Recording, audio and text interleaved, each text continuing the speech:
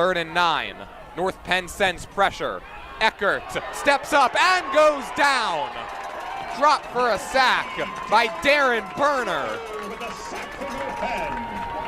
And the linebacker ends this Neshaminy drive and will force them to punt.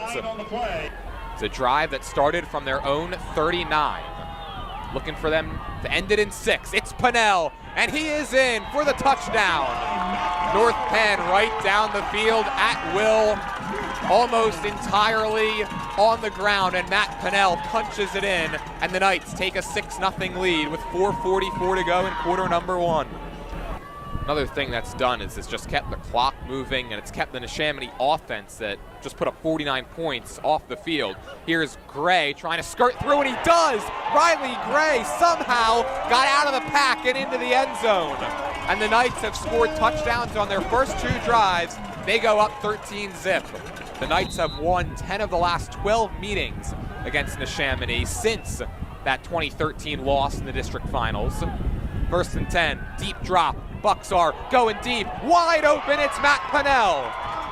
Deep into Neshaminy territory, Pennell brought down inside the red zone. Nobody was in his vicinity, and that's what makes Pennell so dangerous. Not just a fantastic runner, but he gets involved in the passing attack down the field as well. That time Pennell was wide open. He had a catch last week in that area of the field where he was triple teamed and still brought it down. Here's Riley Gray, the elusive back, didn't need to be elusive that time. He could have walked into Pater, and all it takes is 2 plays for North Penn. It is 19-0. It is all Knights early on in this one. Empty set once again. Here comes Klee. Play action, Eckert for the end zone. It's brought down by Mike Sassano. The throw was a little high, but when you're as hot as Sassano is, that does not matter. And Neshaminy is on the board with 2:20 to go until halftime. It's 20-6. So with 2:20 to go until the break, Neshaminy's task at hand is to now keep North Penn out of the end zone. They've scored touchdowns on their first 3 drives, 2 by Riley Gray, 1 by Matt Pennell. Busick keeps this one on the ground. It's fielded on the run by Gray, and look out!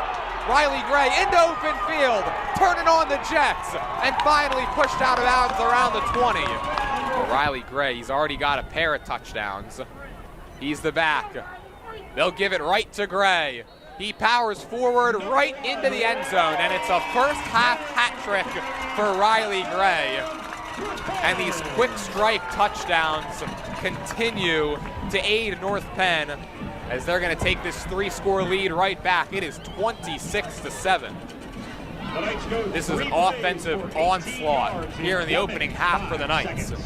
Yeah, North Penn right back into the red zone. It seems like they've been operating in the red area all night long. Here's a pitch. It's Pennell. He's got blockers, and he's got his 2nd touchdown of the night. And North Penn is 5 for 5 on these touchdown drives. They go on top 32-7. And this semifinal matchup is turning into a rout.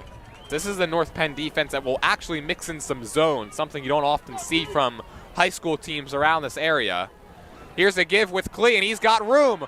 Carter Klee with the biggest play of the night for the Skins. Down to the 42-yard line. Here's 3rd and 7. You're probably 4-down territory from here on out.